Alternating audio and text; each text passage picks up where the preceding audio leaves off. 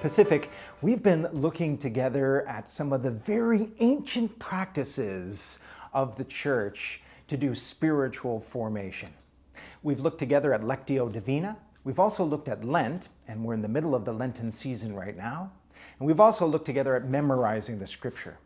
Today, I want to encourage you for this coming week to practice the ancient discipline of singing the Psalms. Well, singing the Psalms has such a rich history. In fact, it goes back before the time of the church. For as long as the Psalms have been written, they have been sung. Even in the time of Jesus, the Jews would come together at synagogue and sing out the Psalms, and the early church practiced this very thing. The Apostle Paul, writing to the church in Ephesus, reminds them to sing and to make a melody with your heart. That's what's going on in singing the Psalms. We are making a melody with our heart. And so step one in singing the Psalms, how do we do this? Step one is to begin by connecting your heart with this worshipful practice of singing the Psalms.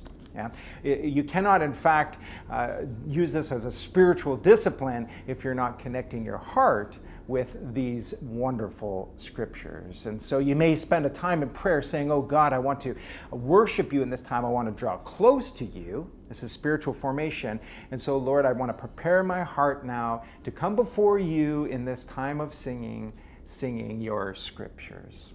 That's step one, prepare your heart. Step two is to take a breath, because you're about to make a melody from your heart to the Lord. And that melody is going to be whatever the Lord brings to you, whatever comes from your heart through these Psalms. And so you want to take a breath. That's step two. Step three, then, is to be able to bring our lyrical representation of what's going on in that psalm. If we look at Psalm 23 again, then we're singing out a lyric that represents what's happening in those psalms and in this Psalm 23. And so it might sound something like this. The Lord is my shepherd, I shall not be in want. He makes me lie down in green pastures. He leads me beside still waters.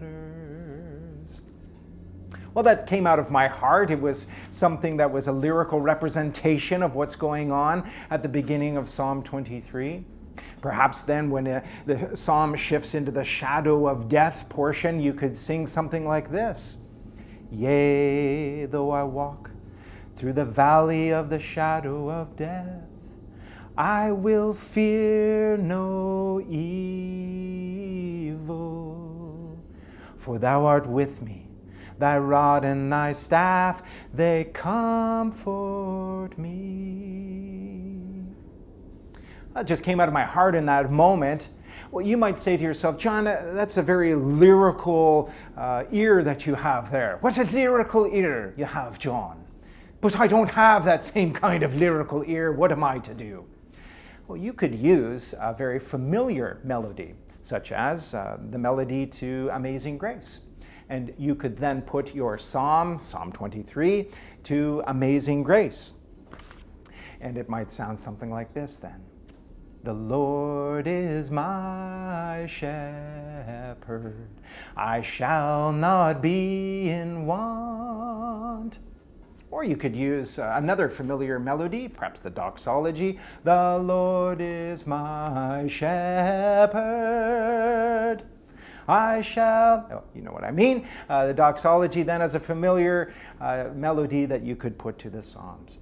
Even still, if that is beyond your lyrical capabilities, then you could simply read out, or if you have your psalm memorized, you could simply speak out the psalm and try to raise or lower your tone, your pitch as you move along, something like this.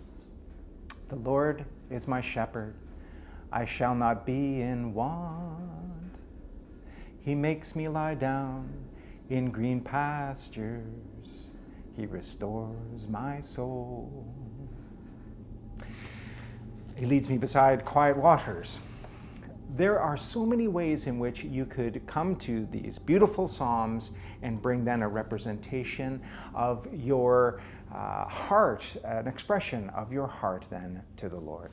This week, I want to encourage you as a church to pick Psalm 23, or whatever psalm it happens to be, to start with step 1 of preparing your heart, move into step 2, which is just to take a deep breath in order to bring out now a melody in step 3 that comes from your heart through the scriptures, and really benefit and enjoy and be blessed by this amazing opportunity for you to practice a spiritual discipline that is ancient and is very impactful in drawing closer to Jesus Christ.